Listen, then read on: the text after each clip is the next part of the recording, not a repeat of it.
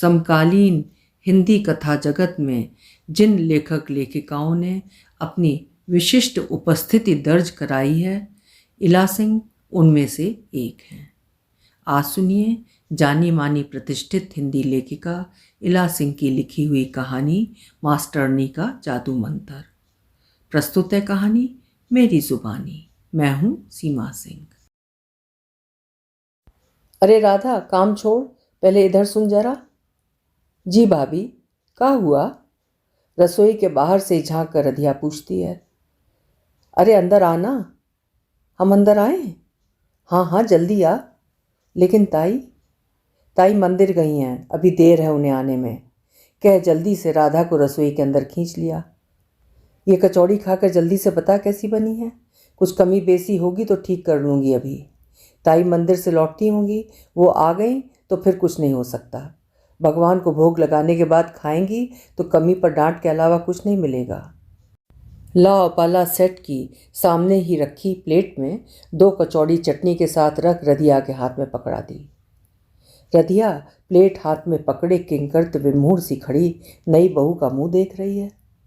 भाभी, अभी ताई भगवान जी को भोग लगाएंगी, तभी ना सब खाएंगे। अरे कुछ नहीं होगा, मैं तो रसोई में नहीं खा रही हूँ ना। तू तो बच्ची है, तेरे खाने में क्या दोष। कन्या को तो देवी रूप माना गया है भाई। चल अब जल्दी से खाकर बता, ठंडी भी हुई जा रही है। कचौड़ी तो गरम गरम ही खाने में मज़ा आता है। जानती है, अपने घर तो मैं दाल की कचौड़ी बनते ही टूट पड़ती थी। माँ चिल्लाती रहती पर कौन सुनता है जी। सी सी करते हुए 2-4 कचौड़ी तो मैं रसोई में हाथ में पकड़े पकड़े ही खा जाती थी।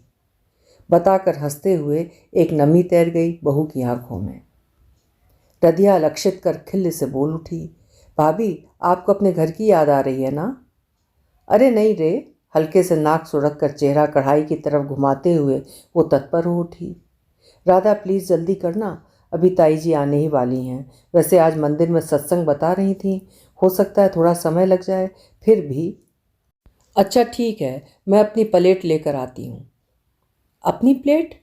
अरे प्लेट में ही तो दी है, अपनी तेरी क्या, चल खा।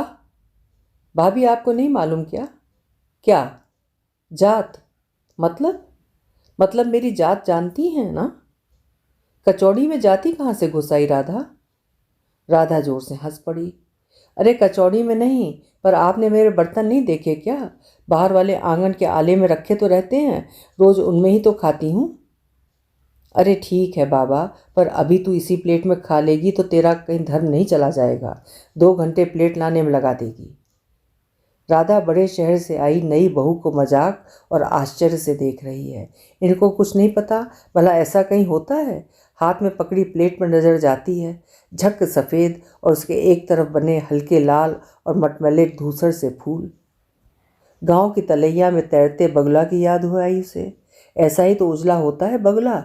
और ये फूल, ये तो बिल्कुल उसकी चोंच से हैं। उसमें रखी कचौड़ी, हरी चटनी देख पता नहीं क्यों उसे लगा जैसे पानी से निकले बगुले की पीठ पर सूखी और हरी पत्ती चिपक गई हो। ये ख्याल आते ही वो फिक्र से हंस पड़ी। घर से थोड़ी दूरी ही तो तालाब है। फुर्सत मिलते ही वो सीधे पहुंचती है तलैया पर। पानी में तैरते बगुलों को देखना कितना भाता है। कैसा चमकीला चमकीला तलैया का नीला पानी और उस पर तैरते भक्क सफ़ेद बगुले, जैसे नीले आसमान में उड़ते सफ़ेद छोटे छोटे बादल। अगर सुबह सुबह वहाँ पहुँच जाओ तलैया तो मज़ा ही आ जाता है। कैसी तो बयार बहती है तलैया पर। मन करता है पंख लगा बयार जैसे ही हौले हौले बहो पानी के ऊपर। और सूरज बाबा जब थोड़े लाल लाल से, अरे जैसे रमली काकी के बचवा हुआ तो ऐसे ही लाल लाल रहा जैसे चून में गलती से सेनूर मिला दिए हों। अपनी मैया की नीली नीली साड़ी से झांक कर देखने लगते हैं। सच्ची में मन करता है उन्हें गोद में ले उछालूं, जैसे रमली काकी के काका अपने बचवा को उछाल उछाल खिलाते हैं, मगर उसे नहीं उछालने देते हैं। रदिया ने होंठ बिचकाए। हे मेरे राम, जेका दलिद्दर पना हो रहा है यहाँ। ताई की तीखी तेज आवाज़ से रसोई घर की दीवारें दहल उठी मानो। राधा के हाथ कांप उठे और तेज खन्न की आवाज़ से प्लेट उसके हाथों से छूट जमीन पर टुकड़ों में पड़ी थी, जैसे बगुला के टुकड़े टुकड़े हुए पड़े थे तलैया के किनारे, जब किसी जंगली जानवर ने हमला कर दिया था बगुले पर। एक कचौड़ी उछलकर ताई के पैरों के पास और एक अभी भी उसके हाथ में लगी थी, जिसे मुंह तक ले जाने ही वाली थी। वो डर से कपकपाते हुए भी कचौड़ी वाले हाथ को अपने दुपट्टे में छिपाने का ध्यान बराबर रहा उसे।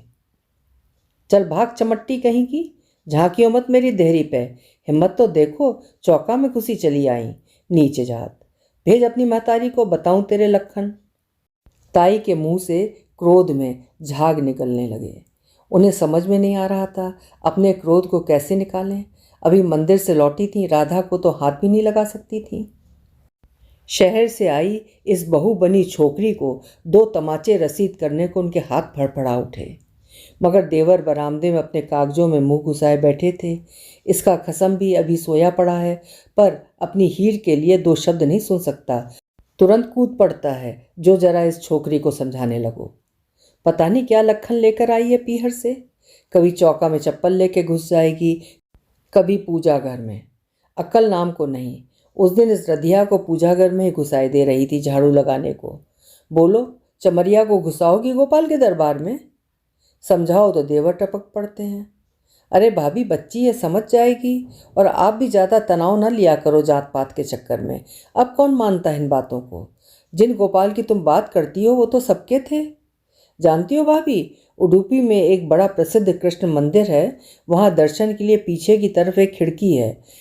कहा जाता है कोई कनकदास थे, कृष्ण के अनन्य भक्त, नीच जाति के, जिन्हें मंदिर में प्रवेश की अनुमति नहीं थी, और कन्हैया ने उनकी अनन्य भक्ति से प्रभावित होकर दर्शन देने के लिए अपनी गर्दन ही खिड़की की तरफ मोड़ दी। आज भी मुख्य द्वार की तरफ उनकी पीठ है और खिड़की की तरफ चेहरा। और राम ने तो शबरी के जूठे बेरी खा लिए। तो जब भगवान ही नहीं मानते तो हमारी तुम्हारी क्या औकात? लो कर लो बात, अब भगवान से तुलना करेंगे? अरे भगवान हुए हो का? पुरखों से चली आ रही रीत खत्म करेंगे? उनको तो अक्ल ही नहीं थी ना, जो ये नियम बनाए। बस 4 किताब पढ़कर तुम्हें अक्ल आ गई, हमें समझाते हैं। बताओ, आज तो हद ही कर दी। चमट्टो चौका में तो घुसी गोपाल को भोगऊ न लगो, और वह पटरानी जीवन बैठ गई, और वो इतनी महंगी कांच की प्लेट में, घर के बर्तन में। नीच जात को अब अपने बर्तन में खिलाओगी? इनके तो वैसे ही दिमाग खराब कर गए हैं नेहरू गांधी, तुम इन्हें और सिर पे बैठाए ले हो। माना लाइयो कांच के बर्तन अपने पीहर से, पर जाको ये मतलब थोड़ी है कि भूल ही जाओ कि हो तुम बहू ही। घर के आचार विचार ही गंवाई दे रही हैं। जय तो ताई का स्वगत भाषण चले जा रहा था, सुर कभी मंद कभी पंचम। बहू सर नीचे झुकाए रसोई धोने में लगी, समझ रही थी जल्दबाजी हो गई उससे। जन्मों के संस्कार जो अंदर तक बिंधे हैं, पोर पोर में समाये हैं, इतनी आसानी से नहीं जाते, सदियां लग जाएंगी। अक्सर रधिया को देखती थी, मासूम सी बच्ची रोज अपनी माँ के साथ आती, घर के बाहर वाले आंगन दालान हाथे को झाड़ती लीपती, बगल में बने घेर में बंधे भैंस गायों को दाना चारा डालती, नहलाती धुलाती, अनाज फटकना छानना करती। रधिया का बाप रामदीन भी जब खेतों से फुर्सत पाता तो उनके साथ लग जाता। आज दोनों ही खेत में लगे थे, सो रधिया अकेले ही आई थी। आज उसे अकेले पाकर ही वो हिम्मत कर सकी थी, और उसकी भूल का कितना खामियाजा उस बच्ची और उसके माता पिता को उठाना होगा, नहीं जानती। अक्सर रधिया की चाह, उत्कंठा, लालसा से भरी नज़रें पकड़ी थीं उसने, जिन्हें रधिया चतुराई से छिपाने की कोशिश करती। उस दिन बड़े भैया आए थे और महंगी कटलरी निकली थी। रधिया बैठक की खिड़की से चिपकी खाने की प्लेटों पर अनमनी सी हो निगाहें जमाई थी। ताई ने उसके खिड़की साफ करने के अनमनेपन को भांप ही तो लिया था, सो जोर से उसे डांट लगाकर भगा दिया था। पता नहीं ताई अब उसे काम पर आने भी देंगी या नहीं। अभी तो सबसे जटिल समस्या ताई को खाना खिलाने की थी। आज ये एक महायुद्ध उसे लड़ना होगा। इतने दिन में ये बात तो अच्छी तरह समझ में आ गई है। ताई का क्रोध सबसे पहले खाने पर ही निकलता है, मुंह बांध लेती हैं बिल्कुल ही।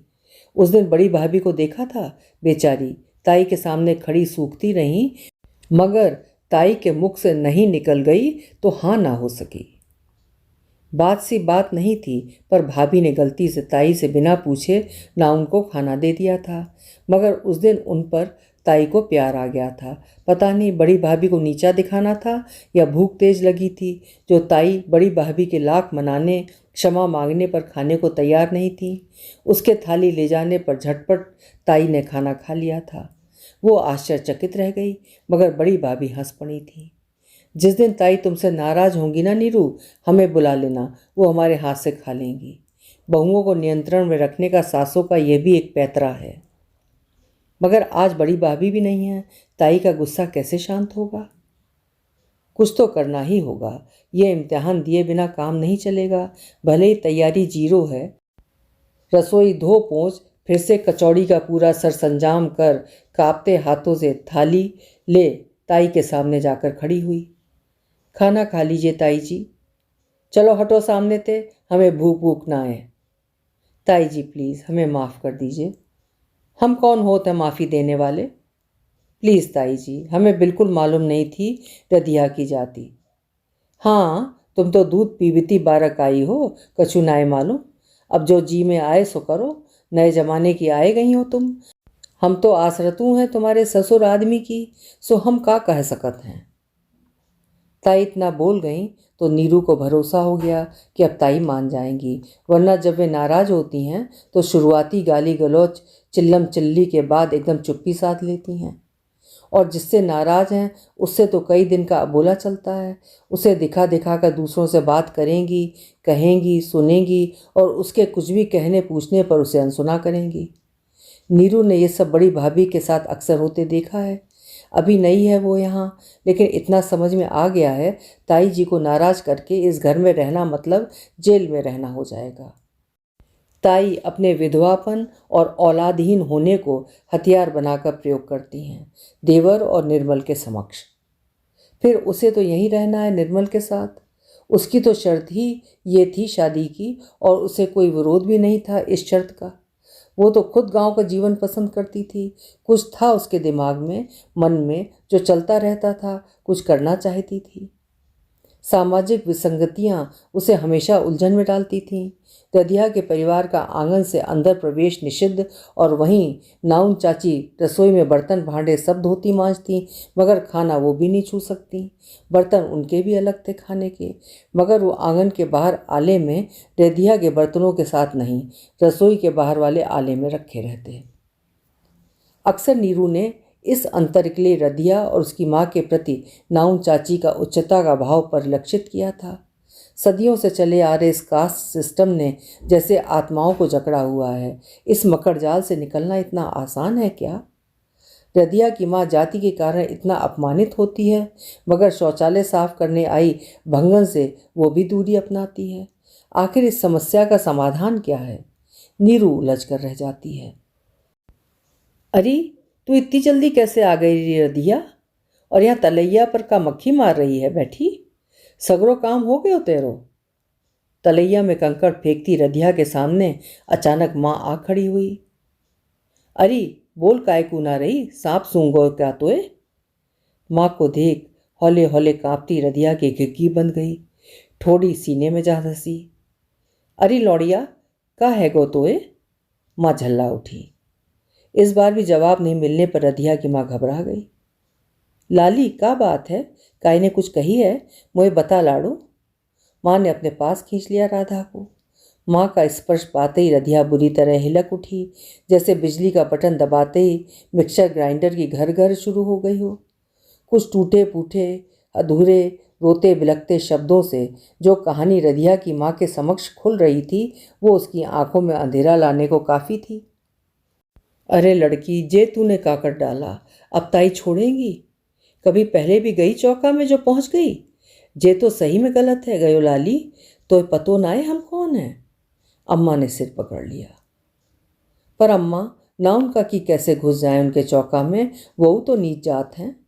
जिन नियमों को आज तक मानती आई थी, ना जाने क्यों राधा का मन उनके विरुद्ध विद्रोह कर उठा। वाह में का बात है लाली, वो हमते ऊंच जात हैं तई। फिर तैने देखी ना है हमारी चौका में भंगन घुस सके है। रमरतिया ने अपनी तुर्प चाल चली। रदिया भी उलझ कर रह गई। जो चीज़ आदतों में रची बसी थी, आज यक्ष प्रश्न बन गई थी राधा के लिए। ताई को मनाना टेढ़ी खीर ही था रमरतिया और रामदीन के लिए। दोनों से खूब नाक रगड़वा ली ताई ने। देवर रघुवीर सिंह को भी हस्तक्षेप करना ही पड़ा। वे जानते थे अपने क्रोध और उतावलेपन में ताई ने अगर रामदीन का काम बंद करा दिया तो उनके लिए मुश्किल हो जाएगी। सारा खेती क्यारी खेत खलिहान रामदीन और रामरतिया ही संभालते थे। उन्हीं के भरोसे उनके काम चल रहे थे। रघुवीर सिंह पढ़ने लिखने के बड़े शौकीन, ज़्यादा समय अपने शौक़ को ही समर्पित था। अब यह खेत खलिहान तो उनके लिए मजबूरी ही था। रधिया की रूह कांपती अब ताई से। उनके सामने पढ़ने से भी बचती। कब काम पर आती कब चली जाती नीरू भी पता न लगा पाती। झरोके से लग कभी कभार जो अंदर की रौनक झांक देख लिया करती थी रधिया भूल ही गई। नीरू और निर्मल इधर काफ़ी व्यस्त भी हो चले थे अपने प्रोजेक्ट में। गांव की अनगिनत समस्याओं को लेकर दोनों लोगों को जागरूक शिक्षित करने में लगे रहते। ताई दोनों से बुरी तरह उखड़ी रहती। इस बहू के लक्षण उनकी समझ से बिल्कुल परे थे। आखिर ये बहुरिया निर्मल को सिखा पढ़ा कर कराना क्या चाहती है। अभी उस दिन ही तो वो तो भौचक्की रह गई थी जब मंदिर में बहू को सिर उघाड़े पंडित जी से बातें करते देखा कि गांव के चूढ़े चमारों को भी मंदिर में आना चाहिए। उनकी बारातों की निकरौसी भी मंदिर से होकर निकल जाए तो क्या बुराई है। और कैसे तो मीठा मीठा हंस हंस कर बोलती है। बाप रे, शर्म लिहाज बिल्कुल ही बेच खाई है इनने तो। और निर्मल भी कैसा हाथ पीठ पर बांधे बहू की बानी बोल रहा था। घर आकर उन्होंने खूब बवाल मचाया, जमकर खरी खोटी सुनाई। मगर कैसी चिकनी घड़ा हो गई है, अब तो हंस हंस कर उन पर हावी हुई जा रही है। कभी गले से लिपट जाएगी, कभी प्यार से लिपटा लेगी, कभी गोद में सिर रख कर लेट जाएगी। ताई जी, आपसे पता नहीं क्यों माँ की खुशबू आती है। मन करता है आपकी गोद में सिर रख कर लेटी रहूं। कैसी तो गहरी नींद आएगी आपके आंचल तले। ताई बेबसी हो चली थी। बताओ, ऐसी बहू होती है क्या? ये तो घर के सारे नियम कर्म को ही धता बताती जा रही है। ताई को नीरू पर खूब खूब क्रोध आता। उस पर नियंत्रण के सारे दांव पेच खेलती। मगर जब नीरू उनकी गोद में मुंह छुपाती तो उसके स्पर्श से न जाने उनके किन किन अंतर कोनों से वर्षों की जमा स्नेह धारा बहनों को आतुर हो जाती। उस स्नेह धारा को थामने में ही उनकी संपूर्ण शक्ति लग जाती। अंदर तक डर जाती कि कहीं ये कल की छोकरी उनकी इस कमजोरी को जान उन्हें अपने माया जाल में फंसा तो न देगी। वो खूब खूब सजग रहती अपने क्रोध, तेज और संयम को बनाए रखने के लिए। पर बात इतनी आसान नहीं थी शायद। ये कल की पैदा हुई 4 जमा क्लास पढ़ी छोकरी उनके सारे भेद जानती जा रही थी। जैसे उन्हें भोर में ही 4 बजे गर्म पानी पीने की आदत है। पता नहीं कैसे पता लगा लिया। सुबह सुबह घुटनों के दर्द से कराहते हुए बिस्तर से उठती, ये गर्म पानी लोटे में लिए खड़ी होती। थोड़ी देर बाद ही उनकी दूध अदरक वाली खूब गाढ़ी चाय बना लाती। न जाने कैसे उनके स्वाद को जान गई, बिल्कुल वैसी ही बनाती जैसी वो पसंद करती। उनका खाना, नाश्ता, चाय, पानी, दवाई सब समय पर। वो गुस्सा होने का मौका ढूंढती और नीरू उनके मौके की तलाश को तलाश ही रह जाने देती। मगर ताई इतनी भी कमज़ोर नहीं थी। अपना दबदबा कायम रख उसकी तारीफ में एक फूटा शब्द भी नहीं निकलने देती मुंह से। गाए बगाए अपनी जाति सल्तनत के दुख में उनके मुख से ठंडी आह तो निकल जाती, मगर संभाले रखती अपने को। नीरू को पता न चलने देती और बात बेबात ताने तोक की बरसात करती रहती उसके ऊपर। और वो थी कि मीठी हंसी से उनके तानों की धार कम करती जाती। ताई फड़फड़ा कर रह जाती। उन्हें तो अभी ही मालूम चला कि बहुरिया तो विदेश में पढ़ाई करके आई है। भाभी, अपनी बहू को ऐसा वैसा ना समझो। विदेश से पढ़कर आई है, वहाँ के बढ़िया नौकरी के ऑफर छोड़कर आई है गांव की सेवा करने के लिए। सेवा की हंसी ठट्ठा का समाज सेवा करेंगी जे गांव में? सब कुछ तो अच्छा ही चल रहा है देहात में। बेकार की बातें करके दिमाग खराब कर रही हैं लोगों का। देवर की बात से चिढ़ उठी थी वो। अरे भाभी, आजकल सब कुछ बदल रहा है। रहने सहने का ढंग, खेती किसानी का तरीका, किसानों के फ़ायदे के नियम कानून। गांव का गरीब आदमी कुछ जानता नहीं। पढ़ाई लिखाई ना होने से उसे पता नहीं चल पाता कि सरकार उनके फ़ायदे के लिए कितनी योजनाएं बनाती है, क्या क्या लाभ मिल रहा है। कुर्सी पर बैठे लोग उन तक सूचनाएं पहुंचने नहीं देते या दुनिया भर की तिकड़में लगा उन्हें फ़ायदा नहीं उठाने देते। जिनके बच्चे पढ़े लिखे हैं कोई गांव में नहीं रुकता। सब शहर की अंधी दौड़ में दौड़े जाते हैं, भले ही वहाँ गांव की मिट्टी को तरसते रहें। अपनी नीरू नई खेती पर रिसर्च की है, किसानों के लिए कक्षा लगाया करेगी, उन्हें सिखाएगी नए तरीके से खेती करना, फसल को मौसम की मार से कैसे बचाएं, ज़्यादा पैदावार कैसे हो, फसल का सही मूल्य कैसे मिले, कर्जा ना लेना पड़े, ऐसे उपाय सुझाएगी। ताई तंज में मुंह बिचकाकर रह गईं। ऐसी बातें उन्होंने न कभी सुनी न देखी। ये कौन सी दुनिया की बातें हो रही हैं? ये बहुरिया गांव में खूब मजाक बनवा के छोड़ेगी। तबही कमल सिंह की लुगाई कैसी हंस रही। ताई, त्यारी बहू तो गजब है। करो जो मन में आए, ना मुंह की खाई तो जानू। ताई चिढ़ती खूब है, मगर नीरू की हंसी और मुस्कान से न जाने क्यों दिल में उजाला सा हो जाता है। बड़ी बहू तो पहले ही इतना डरी सहमी रहती है कि ताई को उसे कंट्रोल करने में कुछ खास मज़ा नहीं आता, मगर नीरू के इन उल जलूल कामों से वो आश्चर्य से भर उठती हैं और उसके विरुद्ध एक मोर्चा खोले बैठी रहती हैं। मगर नीरू के पास कौन सा जादुई हथियार है जो ताई की चिढ़ को भोतरा किए दे रहा है? आज सुबह से ही ताई को कुछ अच्छा नहीं लग रहा है। निर्मल और नीरू आज सुबह ही सुबह जीप से शहर गए हैं। सुना वहाँ से दिल्ली जाएंगे। वहाँ नीरू बहू को कोई इनाम से नाम मिलने वाला है सरकार की तरफ से। ऐसा क्या कर दिया इस बित्ते भर की छोकरी ने? वो मुंह फाड़े सुन रही हैं। हाँ, ये तो वो देख रही हैं, बहू को गांव देहात के लोग ज़्यादा ही भाव देने लगे हैं। जिसको देखो वही उसके गुण गाए जा रहा है। अपने ही नहीं, आसपास के गांव वाले भी खूब आने लगे हैं उससे मिलने। गुस्सा तो बहुत आता है उन्हें जब वो नीरू को गांव के लोगों से उघाड़ी सिर बातें करते देखती है। जाने का हुआ है सारी बिरादरी को। उसकी निर्लज्जता पर, ढीठता पर किसी की नज़र ही नहीं जाती। सब उसकी मीठी मोहिनी हंसी में उलझे हों जैसे। हमें का सोच सोच कर ताई की हर बार एक गहरी सांस निकल जाती है। हालांकि नीरू खूब उनको प्यार व्यार करके गई है, बोरिया भर उपदेश दे गई है। ताई जी समय पर खाना खा लीजिए, अपनी दवाई महाराजिन काकी से ले लेना, ज़्यादा मीठा नहीं खाइएगा, शुगर बढ़ जाएगी, वगैरह वगैरह। बड़ी बहू खाना वगैरह समय से दे गई है, मगर ताई को भा नहीं रहा। अपना ध्यान हटाने की पूरी कोशिश कर रही हैं। ऊपर से स्वीकार भी नहीं है उनको कि उस दीप शिखा सी जलती जोत सी उजाला करती घूमती बहू की याद आ रही है उन्हें। क्या सच उसकी मनमोहिनी हंसी का जादू चल गया उन पर? उसकी बातें क्यों याद आ रही हैं उन्हें? रघुवीर सिंह के गरीब चचेरे भाई की पत्नी, जवानी में ही विधवा हुई ताई, देवर के ही आसरे रहीं शुरू से। विमल और निर्मल की माँ भी बच्चों की कम उम्र में चल बसी। रघुवीर सिंह को ज़रूरत थी एक घर की देखभाल करने वाली औरत की, और ताई को ज़रूरत थी एक आसरे की। धीरे धीरे ताई अपना दुख बच्चों की परवरिश में भूल सा गई, मगर एक टीस अपना घर, अपने बच्चे मन में रही हमेशा। निर्मल विमल को उन्होंने भरपूर प्यार दिया और देवर की गृहस्थी खूब ठसके से चलाई। देवर ने भी खूब मान सम्मान और इज्जत दी, उसका ठसका भी सहा। ताई के दुख देखे थे उन्होंने, इसी से जैसे ताई चाहती थी उन्हें करने देते। ताई का ठसका ही चला था अब तक। वो सबको अपने डंडे के नीचे रखते आई थीं, सब रौब खाते थे उनसे। उनसे इस नीरू की तरह प्यार से कोई बात नहीं कर पाता था। नीरू का प्यार उनके सूखे बंजर हुए अंतः स्थल को भिगो भिगो जाता। आज 5-6 दिन हुए निर्मल और बहू को गए। ताई अंदर से विह्वल बेचैन है, बार बार अंदर बाहर कर रही हैं। उन्हें गुस्सा भी आ रहा है अपनी कमज़ोरी पर। किसी काम में मन नहीं। मंदिर के लिए निकल रही हैं तो याद आ रहा है नीरू बहू का उनकी पूजा की डलिया तैयार कर उनके हाथ में देना। एक उसास ले आंगन से निकल हाथे की तरफ निगाह उठ गई। चौंक गई। रदिया हाथे की दीवार से चिपकी दीवार के ऊपर ठोड़ी रखे शहर से आने वाली सड़क पर नजरें गड़ाई थी। ये इतनी सुबह रदिया यहाँ क्या कर रही है? आज इतनी जल्दी कैसे आ गई? महीनों हो गए उस प्लेट वाली घटना को। उसके बाद उन्हें ये लड़की नजर ही नहीं आई थी।